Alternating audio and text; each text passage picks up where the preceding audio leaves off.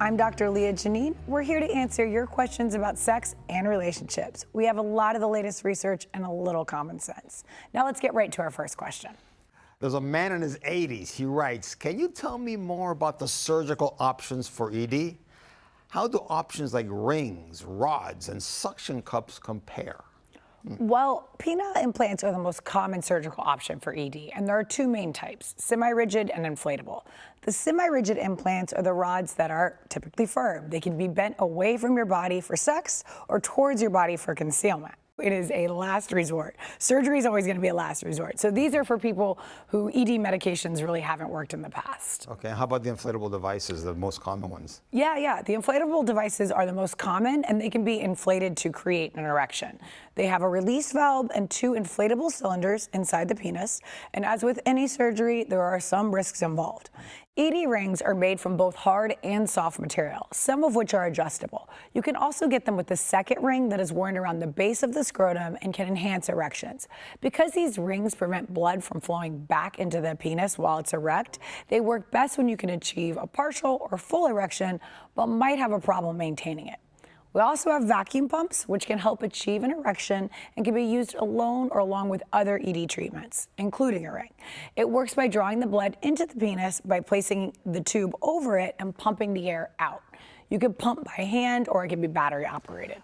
So before, if you're going to use a vacuum pump and the ring in combination, should you have an erection first, then put the ring on so the blood flow, or you can just go ahead and just put the ring on first and pump?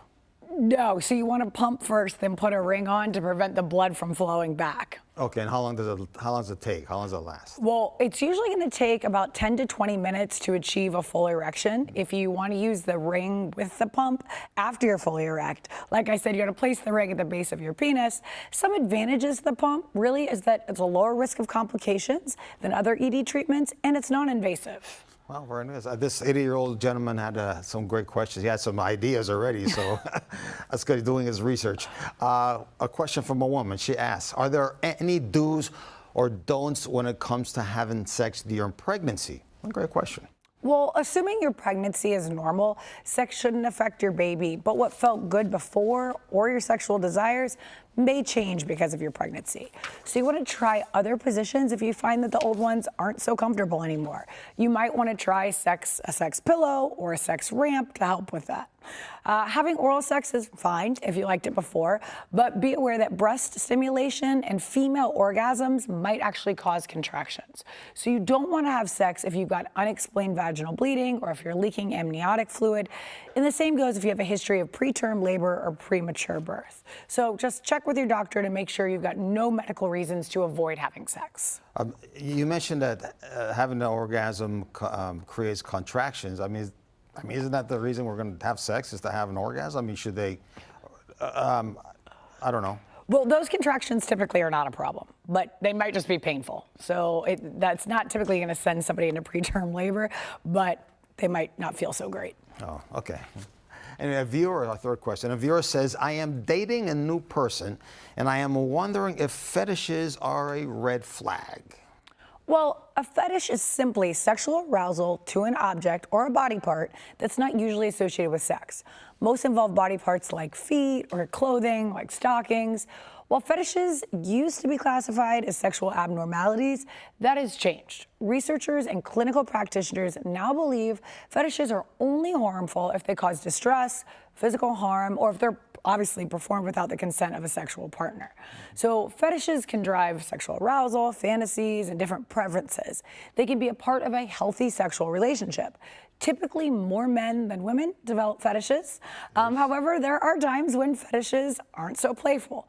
If your partner can only get aroused with the use of an object or a certain body part that isn't genitalia, or they have behaviors that cause you distress, you're performed without your consent, then you should consider it a red flag. So, Dr. Lia, what you're saying is that in order to avoid any kind of maybe surprises or something, maybe you should perhaps check with your partner or let them know what your fetish is and if they're into it or not. Because I guess you don't want to have any Any negative feelings starting off a sexual session? Definitely. You definitely bound to be better safe than sorry when it comes to fetishes here. So as long as you have open communication on what both partners want, and it could be your partner's fetish too, you don't know. So have that communication beforehand and then go for it. Still to come on Sex Talk. Ways to find time for sex. An interview with a sexual health coach. And tips for ADHD and sex.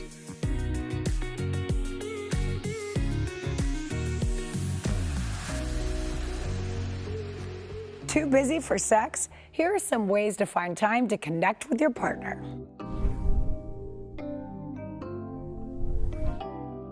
When you have a busy schedule, it can be hard to find some time to spend alone with your partner. Prioritize your relationship with small gestures that don't take too much time. Leave a sweet note or send a flirty text. Let your partner know that you're thinking about them. Plus, those small gestures can go a long way when you do finally spend some alone time together. Schedule time to be alone together. And just because you're planning time together doesn't mean you can't be spontaneous. Block out the time and then be spontaneous. De-stress with each other. Taking a shower together or giving each other massages can be an intimate way to spend more time together. When you find yourself too attached to your schedule, get creative so that you have something to look forward to. Play an intimate game or try something new. And be sure you're checking in with your partner. It's important to stay connected emotionally as well as physically.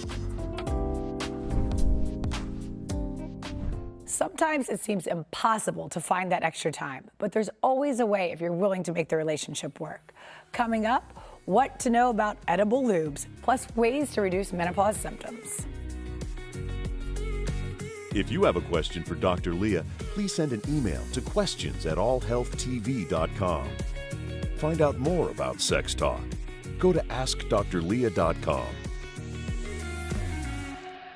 Welcome back to Sex Talk. Joining us today is sexual health coach Kimberly Billick. Welcome to Sex Talk.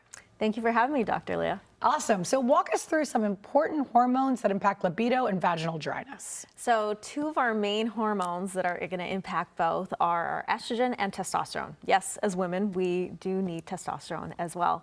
So the testosterone is going to really increase that sex drive right during ovulation.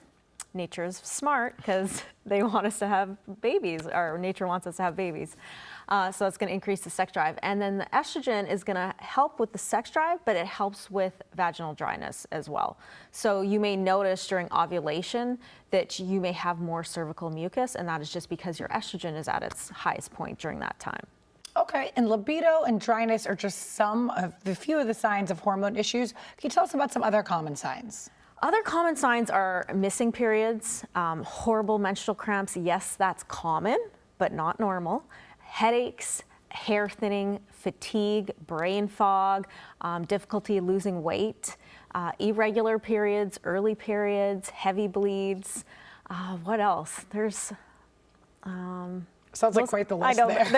I'm like, that is a list, but I know there's definitely a lot more to that. Well, I know that diet and skipping meals, what are some of the usual culprits when it comes to messing up hormones? What are some others? Over-exercising is a big thing that I see. Stress is something that I think gets overlooked so much. Kind of tied in with diet is also the environmental products and environmental factors. So what are we putting on our body?